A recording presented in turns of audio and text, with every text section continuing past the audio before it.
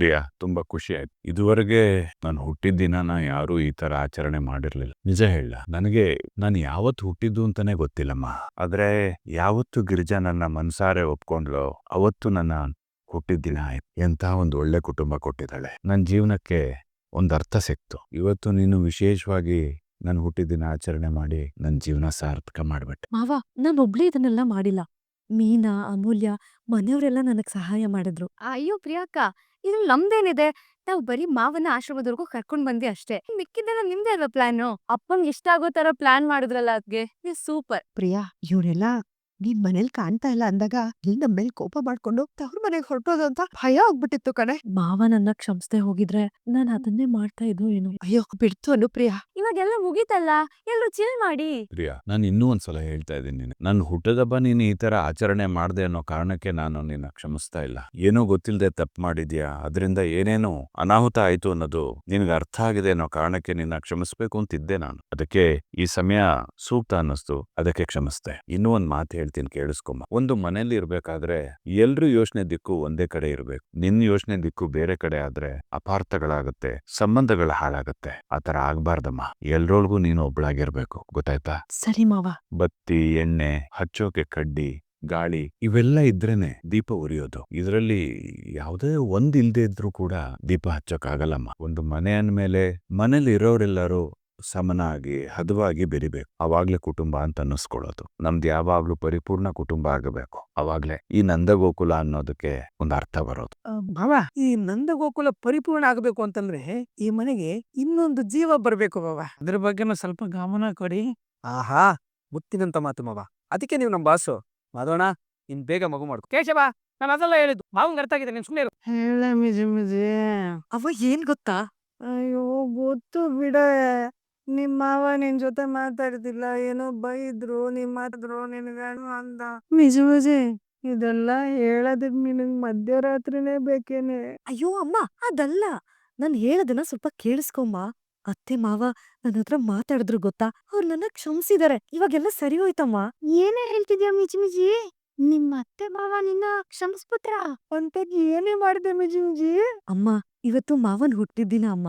ಅದಕ್ಕೆ ಮಾವನ ಅನಾಥಾಶ್ರಮಕ್ ಕರ್ಕೊಂಡೋಗಿ ಅಲ್ಲಿರೋ ಮಕ್ಳ ಜೊತೆ ಅವ್ರ ಹುಟ್ಟಿದವನ್ ಆಚರಿಸಿದ್ವಿ. ಮಾವ ಖುಷಿಯಾದ್ರು ಅಮ್ಮ. ಹಾಗೆ ಮಾವನ ಹತ್ರ ನಾನ್ ಕ್ಷಮೆನೂ ಕೇಳ್ದೆ ಅಮ್ಮ. ಮಾವ ನನ್ನ ಕ್ಷಮಿಸ್ಬಿಟ್ರು ಗೊತ್ತಾ. ಅಪ್ಪ, ನನ್ಗೆ ಈಗ ಸಮಾಧಾನ ಆಯ್ತು ಕಣೆ. ನೀನ್ ಹೇಳ್ತಾ ಇರೋ ನಿಜ ತಾನೇ? ನನ್ ಮುದ್ದು ಕಣೆ ನೀನು. ನಿನ್ನ ಮಿಜಿ ಮಿಜಿ ಅಷ್ಟೇ ಅನ್ಕೊಂಡಿದ್ದೆ, ಆದ್ರೆ ನೀನು ನನ್ನಿಂದ ಮಜಾ ಮಜಾ ಐಡಿಯಾಗಳನ್ನೆಲ್ಲ ಕಲ್ತ್ಕೊಂಡಿದ್ಯಾ. ಮಗಳೇ, ಆದ್ರೂ ನಿಮ್ ಮಾವಂಗ್ ಇಷ್ಟ ಆಗೋ ತರ ಪ್ಲಾನ್ ಮಾಡಿ ಅವ್ರ ಹುಟ್ಟು ಹಬ್ಬ ಆಚರಣೆ ಮಾಡಿದ್ಯಲ್ಲ, ನಂಗೆ ತುಂಬಾ ಖುಷಿ ಆಯ್ತು ಮಗಳ. ಬೇಷ್ ಬೇಷ್ ಮಗಳೇ ನೀನು. ನಿನ್ಗೆ ಈ ತರ ಎಲ್ಲಾ ಐಡಿಯಾ ಮಾಡಕ್ ಬರುತ್ತೆ ಅಂತ ನನಗ್ ಗೊತ್ತೇ ಇರ್ಲಿಲ್ಲ ಕಣೆ ಮಿಜಿ ಮಿಜಿ. ಅಮ್ಮ, ಈ ಐಡಿಯಾ ಕೊಟ್ಟಿದ್ದು ಮೀನಾ ಮತ್ತೆ ಅಮೂಲ್ಯ ಗೊತ್ತಾ. ಪಾಪ ಅಮ್ಮ ಅವ್ರಿಬ್ರು. ಅವ್ರು ನನಗೆ ಎಷ್ಟು ಹೆಲ್ಪ್ ಮಾಡಿದ್ರು ಗೊತ್ತಾ.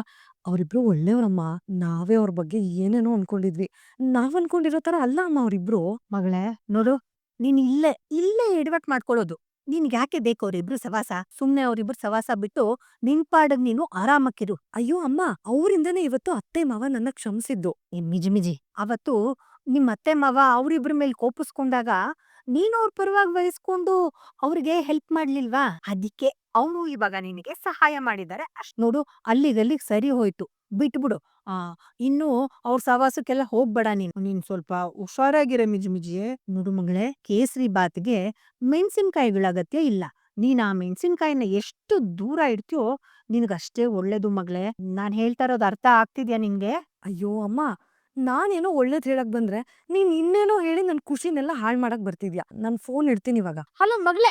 ರೀ, ಇವತ್ತು ನೀವ್ ಪ್ರಿಯಾನ ಕ್ಷಮಿಸಿ ತುಂಬಾ ಒಳ್ಳೆ ಕೆಲ್ಸ ಮಾಡಿದ್ರಿ ರೀ. ನನ್ಗೂ ಪ್ರಿಯನ್ ಮೇಲ್ ಸಿಟ್ಟೇನೋ ಇತ್ತು, ಆದ್ರೆ ಅವಳನ್ನ ಹೇಗ್ ಕ್ಷಮಿಸೋದು ಅಂತ ಗೊತ್ತಾಗ್ತಿರ್ಲಿಲ್ಲ. ಅವಳು ಬಂದ್ ನನ್ ಹತ್ರ ಅತ್ತೆ ನನ್ನ ಕ್ಷಮಿಸಿ ಅಂತ ಕೇಳ್ಕೊಳ್ಳೋವಾಗೆಲ್ಲ ಅವಳನ್ನ ನೋಡ್ದಾಗ ಅಯ್ಯೋ ಪಾಪ ಅನ್ನಿಸ್ತಿತ್ತು. ಅವಳನ್ನ ಕ್ಷಮಿಸ್ಬಿಡೋಣ ಅನ್ನಿಸ್ತಿತ್ತು. ಆದ್ರೆ ನೀವಿನ್ನೂ ಅವಳನ್ನ ಕ್ಷಮಿಸೇ ಇಲ್ಲ.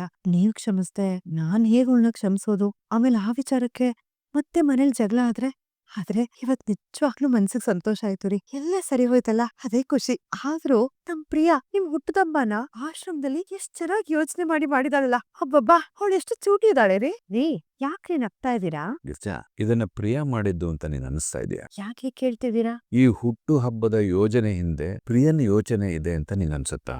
ಮತ್ತೆ ಇದ್ರ ಹಿಂದಿರೋ ಕೈವಾಡ ಅಮೂಲ್ಯ ಮತ್ತೆ ಮೀನಾ. ಏನೋ ನಮ್ ಅಮ್ಮ ಮೀನಿಂದ ಅದ್ ಹೇಗೆ ಹೇಳ್ತೀರಾ? ನೋಡು ಗಿರ್ಜಾ, ನಾನು ವಲ್ಲಭನ್ಗೆ ಬೈದು ಆಚೆ ಹಾಕೋ ಸಮಯದಲ್ಲಿ ಇದು ಯಾವುದೂ ನನ್ ಕಡೆ ತಿರುಗದೆ ಇರ್ಲಿ ಅಂತ ಬಾಯಿ ಮುಚ್ಕೊಂಡಿದ್ದವಳು ಪ್ರಿಯಾ. ಅವಳ ಬುದ್ಧಿವಂತಿಕೆಯ ಪರಿಧಿ ನನಗ್ ಚೆನ್ನಾಗ್ ಗೊತ್ತು. ಅವ್ರಿಗೆ ಇಷ್ಟೆಲ್ಲ ಸೂಕ್ಷ್ಮಗಳು ಹೊಳೆಯೋದಿಲ್ಲ. ಆದ್ರೆ ಮೀನಾ ಮತ್ತೆ ಅಮೂಲ್ಯ ಹಾಗಲ್ಲ. ಅವರು ಯಾವಾಗ್ಲೂ ಸ್ವಾರ್ಥಿಗಳ ತರ ಯೋಚನೆ ಮಾಡೋದೇ ಇಲ್ಲ. ಆ ಇಬ್ರು ಹೆಣ್ಮಕ್ಳಿಗೂ ಮನೆ ಮನಸ್ಸುಗಳು ಹೇಗೆ ಲವಲವಿಕೆಯಿಂದ ಇರಿಸ್ಬೇಕು ಅನ್ನೋದು ಚೆನ್ನಾಗ್ ಗೊತ್ತು. ನಾನು ನೀನು ಪ್ರಿಯನ್ ಜೊತೆ ಮಾತಾಡ್ತಾ ಇಲ್ಲ ಅನ್ನೋದು ಅವರಿಬ್ರಿಗೂ ಚೆನ್ನಾಗ್ ಗೊತ್ತು. ಹೇಗಾದ್ರೂ ಮಾಡಿ ಮನಸ್ತಾಪನ ಸರಿ ಮಾಡ್ಬೇಕು ಅಂತ ಪ್ರಿಯನ್ನ ಮುಂದೆ ನಿಲ್ಸಿ ಮೀನಾ ಮತ್ತೆ ಅಮೂಲ್ಯ ಈ ಯೋಜನೆ ಹಾಕಿದ್ದಾರೆ. ಹೌದಾ? ಅಯ್ಯೋ ದೇವ್ರೆ, ನನಗೆ ಈ ವಿಷಯ ಹೊಳಿಲೇ ಇಲ್ಲ ನೋಡಿ. ಗಿರ್ಜಾ, ಮೀನನ್ ಯೋಚನೆಗೂ ಪ್ರಿಯನ್ ಯೋಚನೆಗೂ, ಮೀನನ್ ಪ್ರಬುದ್ಧತೆಗೂ ಪ್ರಿಯನ್ ಪ್ರಬುದ್ಧತೆಗೂ ಇರೋ ವ್ಯತ್ಯಾಸ ನಂಗೆ ಚೆನ್ನಾಗ್ ಗೊತ್ತು. ಅದಕ್ಕೆ ಅದು ಹೀಗೇ ನಡೆದಿದೆ ಅಂತ ಹೇಳ್ತಾ ಇದ್ದೇನೆ. ಆದ್ರೂ ರೀ, ನಮ್ 3 ಜನ ಮಕ್ಳಲ್ಲಿರೋ ಒಗ್ಗಟ್ಟು ನಮ್ ಸೊಸೆಯಂದ್ರಿಗೂ ಬಂದಿದೆ ರೀ. ಎಲ್ಲಾರ ಮನೇಲೂ ವಾರವಾರಗಿತ್ತಿಯರು ಜಗಳ ಆಡ್ತಿರ್ತಾರೆ. ಅದ್ರಲ್ಲಿ ನಮ್ ಮನೇಲಿ ನೋಡಿ ಒಬ್ರಿಗೋಸ್ಕರ ಒಬ್ರು ಹೇಗ್ ನಿಲ್ತಾರೆ ಅಂತ ಆ 3 ಜನರ ಮಧ್ಯೆ ಬರೀ ಪ್ರೀತಿ ಒಗ್ಗಟ್ಟೆ ಕಾಣುತ್ತೆ ರೀ. ನಿಜ ಗಿರ್ಜಾ, ಪ್ರಿಯನ ಕ್ಷಮಿಸಕ್ಕೆ ಅದು ಒಂದ್ ಕಾರಣ. ನಿಸ್ವಾರ್ಥವಾಗಿ ಮೀನಾ ಅಮೂಲ್ಯ ನಾನು ಪ್ರಿಯನ್ನ ಮಾತಾಡಿಸ್ಬೇಕು ಅಂತ ಯೋಚನೆ ಹಾಕಿದ್ದಾರೆ. ನಿಜ ಹೇಳ್ಬೇಕು ಅಂದ್ರೆ ನಂಗೆ ಕ್ಷಮಿಸಕ್ಕೆ ಇನ್ನೂ ಸ್ವಲ್ಪ ಕಾಲಾವಕಾಶ ಬೇಕಾಗಿತ್ತು. ಆದ್ರೆ ನಾನು ಅವಳನ್ನ ಕ್ಷಮಿಸದೆ ಹೋದ್ರೆ ಮೀನಾ ಮತ್ತೆ ಅಮೂಲ್ಯ ಮಾಡಿದ ಪ್ರಯತ್ನ ವ್ಯರ್ಥ ಆಗುತ್ತಲ್ವಾ? ಅದಕ್ಕೆ ಇವತ್ತೇ ಪ್ರಿಯನ್ನ ಕ್ಷಮಿಸ್ಬಿಟ್ಟೆ. ಪ್ರಿಯಾಕನ್ ಕ್ಷಮಿಸ್ಬಿಟ್ರು. ಆಪರೇಷನ್ ಬರ್ತಾರೆ ಸಕ್ಸಸ್. ಪ್ರಿಯಾಕ್ಕ ಇವತ್ತು ಮಾವನ್ ಕಣ್ಣಲ್ಲಿ ಅತ್ತೆ ಕಣ್ಣಲ್ಲಿ ನೀವ್ ಹೀರೋನ್ ಆಗೋದ್ರಿ. ಸೂಪರ್ ಪ್ರಿಯಾಕ್ಕ, ಸೂಪರ್ ನೀವು. ಅಕ್ಕ ಮತ್ತೆ ಯಾಕ ಕಣ್ಣಲ್ಲಿ ನೀರು? ಪ್ರಿಯಾ ಅಕ್ಕ, ಅತ್ತೆ ಮಾವ ನಿಮ್ಮನ್ನ ಕ್ಷಮಿಸಿದಾರಲ್ವಾ, ಮತ್ ಯಾಕೆ ಅಳ್ತಿದ್ದೀರಾ? ಅಮ್ಮು, ಮೀನಾ, ಈ ಹಿಂದೆ ಅಮೂಲ್ಯ ಟ್ಯೂಷನ್ ಮಾಡ್ತೀನಿ ಅಂದಾಗ ಮಾವ ಏನಂತಾರೆ ಅಂತ ಹಿಂದೆ ಮುಂದೆ ಯೋಚನೆ ಮಾಡ್ದೆ ಮಾವನ ಹತ್ರ ನನ್ ವಿಷಯನ್ ಹೇಳ್ದೆ. ಒಂದಲ್ಲ 2 ಸತಿ ಅದೇ ತಪ್ಪು ಮಾಡಿದೀನಿ. ಆಮೇಲೆ ಮಾವ ನಿಮ್ಮಿಬ್ರಿಗೂ ಬೈದ್ರು. ನಾನು ಎಲ್ರ ಮುಂದೆ ನಿಮ್ಮಿಬ್ರನ್ನ ಕೆಟ್ಟವ್ರನ್ನಾಗ್ ಮಾಡ್ದೆ. ಆದ್ರೆ ಇವತ್ತು ಎಲ್ರ ಮುಂದೆ ನೀವ್ ನನ್ನ ಒಳ್ಳೆಯವಳನ್ನಾಗ್ ಮಾಡಿದ್ರಿ. ನಿಮ್ಮಿಬ್ರು ಒಳ್ಳೆ ಮನ್ಸಿನ ಬಗ್ಗೆ ನನಗ್ ಏನ್ ಹೇಳ್ಬೇಕು ಅಂತ ಗೊತ್ತಾಗ್ತಿಲ್ಲ. ನಿಮ್ಮಿಬ್ರನ್ನ ತಪ್ಪಾಗಿ ಅರ್ಥ ಮಾಡ್ಕೊಂಡೆ ಅಂತ ನನ್ ಮೇಲೆ ನನಗೆ ಬೇಜಾರಾಗ್ತಿದೆ. ಯೋ ಪ್ರಿಯಾಕ್ಕ, ಅದ್ ಬಿಡಿ, ಅದೆಲ್ಲ ಮುಗ್ದೋಗಿದ್ ಕತೆ. ನನ್ನ ಅಮೂಲ್ಯನು ಅತ್ತೆ ಮಾತಾಡ್ಸಿದಾಗ ನೀವ್ ನಮ್ಮನ್ನ ಒಂದ್ ಮಾಡಿದ್ದು. ಅಕ್ಕ, ಈ ಮನೇಲಿ ನೀವು ಒಬ್ರು. ನಿಮ್ನ ಅತ್ತೆ ಮಾವ ಮಾತಾಡ್ಸದೇ ಇದ್ದಾಗ ಅದನ್ನ ನೋಡಕ್ ನಮ್ಗೆ ಎಷ್ಟು ಹಿಂಸೆ ಆಗ್ತಿತ್ತು ಗೊತ್ತಾ? ಅದಕ್ಕೆ ನಿಮ್ ಮನ್ಸ್ಗಳನ್ನ ಒಂದ್ ಮಾಡೋದಿಕ್ಕೆ ಸೇತುವೆ ಕಟ್ಟಿದ್ವಿ, ಚಿಕ್ಕ ಅಲೆ ಸೇವ್ ಮಾಡಿದ್ವಿ. Chill bro chill. ಪ್ರಿಯಾಕ್ಕ, ಎಲ್ಲಾ ಚುಕ್ಕಿ ಸೇರ್ಸಿದ್ರೇನೆ ಒಂದು ಸುಂದರವಾದ ರಂಗೋಲಿ ಆಗೋದು. ಒಂದ್ ಚುಕ್ಕಿ ಬಿಟ್ಟು ರಂಗೋಲಿ ಹಾಕಿದ್ರು ಅದ್ ಅಪೂರ್ಣ ಅನ್ಸುತ್ತೆ. ಅದೇ ತರ ಎಲ್ರೂ ಮನ್ಸು ಬೆರ್ತ್ಕೊಂಡು ನಗ್ನಗ್ತಾ ಗೆಲಗೆಲ ಅಂತ ಮಾತಾಡ್ತಿದ್ರೆ ಆಗ ಅದು ನಂದಗೋಕುಲ ಅನ್ಸ್ಕೊಳ್ಳೋದು. ನೀವು ತುಂಬಾ ಒಳ್ಳೆಯವರು, ಆದ್ರೆ ಸ್ವಲ್ಪ ಓವರ್ ಥಿಂಕ್ ಮಾಡ್ತೀರಾ ಅಷ್ಟೇ. ಹೂ ಪ್ರಿಯಾಕ್ಕ, ನಿಮ್ಗೆ ಅವಸರನೂ ಜಾಸ್ತಿ. ಇದೆರಡು ಸರಿ ಹೋದ್ರೆ ಸೂಪರ್ ನೀವು. ಏನಿಲ್ಲ, ನಿಮ್ಮಿಬ್ರು ಮುಂದೆ ನಾನ್ ಸುಮಾರೆ, ನೀವಿಬ್ರೆ super. Thank you so much. ಅಕ್ಕ, ಬರೀ ಹೆಚ್ಚುಡಿಲಿ ಮುಗಿಸ್ತಾ ಇದೀರಲ್ಲ, ಒಂದು ಪಾರ್ಟಿ ಕೊಡ್ಸಿ. ಹೀಗೋ ಹೆಚ್ಚುಡಿನ? ಅಯ್ಯೋ ಪ್ರಿಯಕ್ಕ, ಅದನ್ನ ಏನಿಲ್ಲ. ಪಾರ್ಟಿಯಲ್ಲಿ ಕೊಡಿಸ್ತೀರಾ ಹೇಳಿ. ಸರಿ, ನಿಮ್ಗೆ ಏನ್ ಇಷ್ಟನೋ ಅದನ್ನ ನಾನು ಮನೇಲೆ ಮಾಡ್ಕೊಡ್ಲಾ? ಅಮ್ಮ, ತಾಯಿ, ಪ್ರಿಯಾ, ದೇವಿ ಅದೆಲ್ಲ ಏನು ಬೇಡ ಪ್ರಿಯಕ್ಕ. ಒಂದ್ ಹೋಟೆಲ್ ಕರ್ಕೊಂಡೋಗಿ ಪ್ರಾಪರ್ ಪಾರ್ಟಿ ಕೊಡ್ಸಿ. ಆಮೇಲೆ ಇನ್ನೊಂದು ಪ್ರಿಯಕ್ಕ, ಅಲ್ಲಿಗೆ ಹೋದ್ಮೇಲೆ ಅದ್ ಯಾವ ಎಣ್ಣೆಲ್ ಮಾಡಿರ್ತಾರೋ, ಅದ್ ಯಾವ ಹಿಟ್ಟಲ್ಲಿ ಮಾಡಿರ್ತಾರೋ, ಅದ್ ಹೇಗಿದೆಲ್ಲ ಮಾಡಿರ್ತಾರೋ ಇದೆಲ್ಲ ಹೇಳ್ಕೊಂಡು ಭಾಷಣ ಕುಯ್ಯೋ ಹಾಗಿಲ್ಲ. ಹೌದು, ನಾವಿಬ್ರು ಚೆನ್ನಾಗ್ ಬ್ಯಾಟಿಂಗ್ ಮಾಡ್ತೀವಿ, ನೀವ್ ನಮ್ ಜೊತೆ ಸಾಥ್ ಕೊಡ್ಬೇಕಷ್ಟೇ. ಸರಿ, ಕೊಡಿಸ್ತೀನಿ. ಆದ್ರೆ ನನ್ನ ಹತ್ರ ಅಷ್ಟೊಂದ್ ದುಡ್ಡಿಲ್ಲ. ಅಯ್ಯೋ ಅಕ್ಕ, ನಮಸ್ಕಾರ ಕಣಕ್ಕ. ಪಾಕಿ ನಾನೇ ಕೊಡ್ತೀನಿ, ತಾವು ಸೈಲೆಂಟ್ ಆಗಿ ನಮ್ ಜೊತೆ ಬಂದೇ ಸಾಕು. ಸರಿ, ಬರ್ತೀನಿ. ಓಯ್ ಕರಿಬೇಕು. ಏನ್ ಕರ್ಪಪ್ಪ, ಏನ್ ವಿಷಯ? ಅಲ್ಲ ಕಣೆ, ಪ್ರತಿ ಸಲ ನಮ್ಮಪ್ಪನ ಮುಂದೆ ಗುಡ್ ಗರ್ಲ್ ಅನ್ಸ್ಕೋಬೇಕು ಅಂದ್ಬಿಟ್ಟು ಏನೋ ಒಂದು ಟ್ರೈ ಮಾಡ್ತೀಯಾ, ಬಟ್ ಅದು ಎಲ್ಲ ಎಡವಟ್ ಆಗ್ಬಿಟ್ಟು ಫ್ಲಾಪ್ ಆಗ್ಬಿಡುತ್ತೆ. ಮತ್ತೆ ಬೈಸ್ಕೊಂಡು ವಾಪಸ್ ಬರ್ತೀಯಾ. ಅದೇ ಪ್ರಿಯಾಕ್ಕೆ ನೋಡ್ದ ಇವತ್ತು ಎಷ್ಟು ಕ್ಯೂಟ್ ಆಗಿ ನಮ್ಮಪ್ಪನ ಬರ್ಡೇನ ಸೆಲೆಬ್ರೇಟ್ ಮಾಡಿದ್ರು ಅಂತ. ಈಗ ಅದೆಲ್ಲ ಎಲ್ಲಿ ಗೊತ್ತಾಗ್ಬೇಕು. ಅದು ಕಣೆ ಗುಡ್ ಗರ್ಲ್ಗೆ ಇರೋ ಲಕ್ಷಣ. ಅಯ್ಯೋ ಗೂಬೆ, ಪ್ರಿಯಾಕಂಗೆ ಮಾವನ್ ಬರ್ಡೇ ಸೆಲೆಬ್ರೇಟ್ ಮಾಡಿ ಅಂತ ಐಡಿಯಾ ಕೊಟ್ಟಿದ್ದೆ ನಾನು ಮೀನಕ್ಕ ಕಣೋ. ಮನೆಗ್ ಬಂದು ಆಲ್ಮೋಸ್ಟ್ 1 ವರ್ಷ ಆಯ್ತಲ್ಲ, ಈ ತರ ಎಲ್ಲ ಸೆಲೆಬ್ರೇಟ್ ಮಾಡ್ಬೇಕು ಅಂತ ಐಡಿಯಾನಾದ್ರೂ ಬಂದಿದ್ಯಾ ಅಟ್ಲೀಸ್ಟ್? ಸರಿ ಕಣೋ, ನಾನ್ ಈ ಮನೆಗ್ ಬಂದು ಸ್ವಲ್ಪ ತಿಂಗಳು ಅಷ್ಟೇ ಆಗಿರೋದು. ಆದ್ರೆ ನೀನು ಪುಟ್ದಾಗಿಂದನೂ ಇದೇ ಮನೇಲಿ ಇದೆಯಲ್ಲ, ನಿನಗೆ ಈ ತರ ಐಡಿಯಾ ಬಂತಾ? ಅದು ಕರಿಬೇಕು. ಅದಕ್ಕೆ ಹೇಳೋದು, ಮುಚ್ಕೊಂಡಿರ್ಬೇಕು, ಒಬ್ರಿಗೆ ಇನ್ನೊಬ್ರನ್ನ ಕಂಪೇರ್ ಮಾಡ್ಬಾರ್ದು ಅಂತ. ನಾನ್ ಏನೋದು ನಂಗೆ ಚೆನ್ನಾಗ್ ಗೊತ್ತು, ನೀನೇನ್ ಹೇಳೋದ್ ಬೇಕಾಗಿಲ್ಲ. ನನ್ ಕುತ್ಗೆ ತಾಳಿ ಕಟ್ಟದೆ ಹೋಗಿದಿದ್ರೆ ನಿನಗೆ ಎಂತ ಮುಷಂಡಿ ಸಿಕ್ತಿದ್ಲೋ ಏನೋ. ಆಮೇಲೆ ನಿನ್ ಕತೆ ಅಷ್ಟೇ. ನಿನಗೆ ನಂತರ ಹೆಂಡತಿ ಸಿಗಕ್ಕೆ ಅದೆಷ್ಟು ಪುಣ್ಯ ಮಾಡಿದ್ಯೋ ಏನೋ. ಅಪ್ಪಿ, ಇದೇ ಖುಷಿಗೆ ಬರೋ ಭೀಮ್ ನಮ್ವಾಸೆಗೆ ನನ್ ಪಾದ ತೊಳ್ದು ಪಾದ ಪೂಜೆ ಮಾಡು, ಸರಿನಾ? ಕಾಮಿಡಿ. ಏಯ್, ಯಾಕೋ ನಗಾಡ್ತಿದ್ಯಾ? ನಿನ್ನಂತ ಹೆಂಡತಿ ಪಡೆಯೋಕೆ ನಾನು ಪುಣ್ಯ ಮಾಡಿರ್ಬೇಕಾ? ಏಯ್ ಸರಿಯಾಗಿ ಕೇಳಿಸ್ಕೊ. ಅವತ್ತೇನೋ ಮಿಸ್ ಆಗಿ ನಿನ್ ಕುತ್ತಿಗೆಗೆ ತಾಳಿ ಕಟ್ಟಿದ್ದು. ಇಲ್ಲ ಅಂದ್ರೆ ನನ್ ಡ್ರೀಮ್ ಗರ್ಲ್ ಕುತ್ತಿಗೆಗೆ ತಾಳಿ ಕಟ್ಟಿ ನನ್ನ ಲೈಫಲ್ಲಿ ಬಿಂದಾಸ್ ಆಗಿರ್ತಾ ಇದ್ದೆ. ಇವ್ನ್ ಮುಖಕ್ಕೆ ಡ್ರೀಮ್ ಗೋಲ್ ಬೇರೆ. ಏಯ್ ಕುಳ್ಳಿ ಕೇಳಿಸ್ಕೊ. ಅವಳಿಗಿರೋ 1% ಕ್ವಾಲಿಟೀಸು ನಿನಗಿಲ್ಲ. ಓ ಏನ್ ಕ್ವಾಲಿಟೀಸ್ ಇದೆ ನಿಮ್ ಡ್ರೀಮ್ ಗರ್ಲಿಗೆ? ನಾನ್ ಮದುವೆ ಆಗ್ಬೇಕು ಅನ್ಕೊಂಡಿರೋ ಹುಡುಗಿ ಲಕ್ಷಣವಾಗಿ ಲಂಗ ದಾವಣಿ ಹಾಕೊಂಡಿರ್ಬೇಕು. ಆಮೇಲೆ ಆಮೇಲೆ ಹಣೆ ಮೇಲೆ ಕೆಂಪಾಗಿ ಕ್ಯೂಟ್ ಆಗಿ ಒಂದು ಬೊಟ್ಟಿಟ್ಕೊಳ್ಬೇಕು. ಎಣ್ಣೆ ತುಂಬಾ ಅರಿಶಿನ ಇರ್ಬೇಕು. ಜಡೆ ತುಂಬಾ ಉದ್ದಕ್ಕಿರ್ಬೇಕು ಟ್ರೈನ್ ತರ. ಅಂಡ್ ಅವಳು ನಡ್ಕೊಂಬಂದ್ರೆ ಅಪ್ಸರನೇ ನಡ್ಕೊಂಡ್ ಬರ್ತಿದ್ದಾಳೇನೋ ಅಂತ ಅನಿಸ್ಬೇಕು. ಮಾತಾಡಿದ್ರೆ ಮುತ್ತೆ ಉದುರ್ತಿದೇನೋ ಅಂತ ಅನಿಸ್ಬೇಕು. ಒಟ್ನಲ್ಲಿ ಅವಳನ್ನ ನೋಡಿದ್ರೆ ಕೈ ಎತ್ತಿ ಮುಗಿಬೇಕು ಅಂತ ಅನಿಸ್ಬೇಕು. ಕಾರ್ಡ್ ಪಾಪ ಮತ್ತೆ ನನ್ನನ್ ನೋಡಿದ್ರೆ ನಿಂಗೇನ್ ಅನ್ಸುತ್ತೆ? ನಿನ್ನ ನೋಡಿದ್ರೆ ಕೈ ಎತ್ತು ಪೈಡ್ ಅಂತ ಬಿಡೋಣ ಅಂತ ಅನ್ಸುತ್ತೆ. ಏಯ್ ಇದ್ದಂಗೆ ಹೇಳಿದ್ರೆ ಆವಾಜ್ ಯಾಕೆ ಬರ್ತಾ ಇದೆ ಬೇಬಿ? ನೋಡು ನನ್ ಡ್ರೀಮ್ ಗರ್ಲು ಹಿಂಗೆ ಇರ್ಬೇಕು ಅಂತ. ಅದು ಬಿಟ್ಟು ನನ್ ಡ್ರೀಮ್ ಗರ್ಲ್ಗೆ 1% ಅಲ್ಲ 1 ಅಡಿನೂ ಮ್ಯಾಚ್ ಆಗಲ್ಲ. ಅಷ್ಟು ಕುಳ್ಳುಕಿದ್ಯಾ ನೀನು. ಏನ್ ಮಾಡೋದು? ನನಗೆ ಇನ್ನೊಂದು ಜನ್ಮ ಅಂತ ಇದ್ರೆ ಆ ಡ್ರೀಮ್ ಗರ್ಲ್ಗೆ ತಾಳಿ ಕಟ್ಟೋ ಹಾಗಾಗ್ಲಿ ಅಂತ ದೇವ್ರ ಹತ್ರ ಬೇಡ್ಕೊಳ್ತೀನಿ. ಈಗ ಅದೇ ದುಃಖದಲ್ಲಿ ಮಲ್ಕೊಳ್ತೀನಿ. Good night. ಲಂಗ ದಾವಣಿ ಹಾಕೊಂಡ್ ಬರ್ಬೇಕಂತ ಈ ಮೂತಿಗೆ ನಾನ್ ಸಿಕ್ಕಿರೋದೇ ದೊಡ್ಡ ವಿಷಯ. ಡ್ರೀಮ್ ಗರ್ಲ್ ಬೇರೆ ಮಲ್ಗಿರೋ ಮೂತಿ ನೋಡು.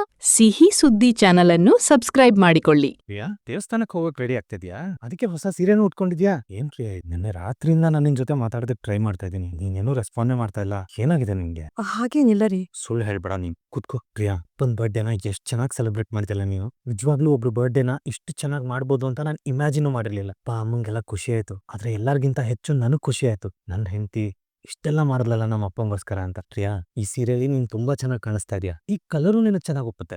ಏನು ನನ್ ಜೊತೆ ಇಷ್ಟ್ ಚೆನ್ನಾಗ್ ಮಾತಾಡ್ತಿದ್ರಲ್ಲ, ಕೋಪ ಎಲ್ಲ ಹೊಟ್ಟೋಯ್ತಾ? ಅಯ್ಯೋ ನಿಜ ಹೇಳ್ಬೇಕು ಅಂದ್ರೆ ನಿನ್ಮೇಲೆ ಅಂತ ಕೋಪ ಇರ್ಲಿಲ್ಲ. ಮನ್ಸಿಗೆ ಬೇಜಾರಾಗಿತ್ತು ನಿಜ. ಅದಕ್ಕೆ ಸ್ವಲ್ಪ ದಿನ ಮಾತ್ ಬಿಟ್ಟಿದ್ದೆ. ಆದ್ರೆ ಈಗೆಲ್ಲ ಸರಿ ಹೋಯ್ತಲ್ಲ ಪ್ರಿಯಾ. ನಿಜ ಹೇಳು, ನಿನ್ಗೆ ನನ್ ಮೇಲೆ ಬೇಜಾರಿಲ್ಲ ತಾನೆ? ಮಾವ ಅತ್ತೆ ನನ್ನ ಕ್ಷಮಿಸಿದ್ರು, ಅದಕ್ಕೆ ನೀವ್ ನನ್ ಜೊತೆ ಚೆನ್ನಾಗ್ ಮಾತಾಡ್ತಾ ಇದ್ದೀರಾ. ಅವ್ರು ಕೋಪ ಮಾಡ್ಕೊಂಡೇ ಇದ್ದಿದ್ರೆ ನೀವು ನಿಮ್ ಪ್ರೀತಿನ ತೋರ್ಸ್ಕೊಳ್ದೆ ನನ್ ಮೇಲೆ ಸಿಡಿ ಸಿಡಿ ಅಂತಾನೆ ಇರ್ತಿದ್ರಿ.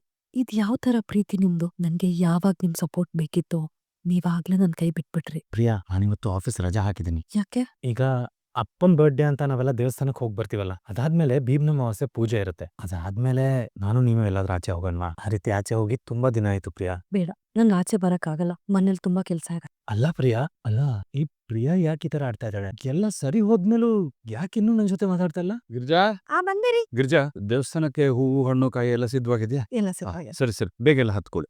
ಒಂದ್ ನಿಮಿಷ ಎಲ್ಲ ಬನ್ನಿ ಇಲ್ಲಿ, ಎಲ್ಲ ಬನ್ನಿ ಇಲ್ಲಿ. ಬರ ಈ ಕಡೆ. ರಕ್ಷಾ ನಮ್ದು ಒಂದು ಫ್ಯಾಮಿಲಿ ಫೋಟೋ ತೆಗಿಯಮ್ಮ. ಅಪ್ಪ ದೇವಸ್ಥಾನಕ್ ಹೋಗ್ ತಗೊಳ್ಳೋಣ. ಆ ಲೊಕೇಶನ್ ಚೆನ್ನಾಗಿದೆ, ಫೋಟೋನು ಸೂಪರ್ ಆಗಿ ಬರುತ್ತೆ. ಹಾಗಲ್ಲಮ್ಮ, ದೇವಸ್ಥಾನಕ್ಕೆ ಹೋಗಿ ನಾವು ಫೋಟೋ ತೆಕ್ಕೊಂಡ್ರೆ ಈ ದೃಶ್ಯನ ಯಾರು ನೋಡ್ಬೇಕು ಅವ್ರು ನೋಡಲ್ವಲ್ಲ. ಅದಕ್ಕೆ ಇಲ್ಲೇ ಒಂದ್ ಫೋಟೋ ತೆಗಿ. ನಿಮಗ್ ಗೊತ್ತಿಲ್ಲ, ಕೆಲವರು ನನ್ಗೆ ಮಾತ್ಗೂ ಅನಾಥ ಅನಾಥ ಅಂತ ಹಂಗಿಸ್ತಾ ಇದ್ರು. ನನ್ಗೆ ಯಾರು ಇಲ್ಲ ಅಂತ ಆಡ್ಕೋತಾ ಇದ್ರು. ಈಗ ಅವ್ರಿಗೂ ಗೊತ್ತಾಗ್ಬೇಕಲ್ವ ಮಗಳೇ, ನಂದ ಹುಟ್ತಾ ಅಪ್ಪ ಅಮ್ಮನ್ ಕಳ್ಕೊಂಡು ಅನಾಥ ಆಗಿರ್ಬೋದು. ಆದ್ರೆ ಈಗ ಅವನ್ಗೊಂದ್ ಕುಟುಂಬ ಇದೆ.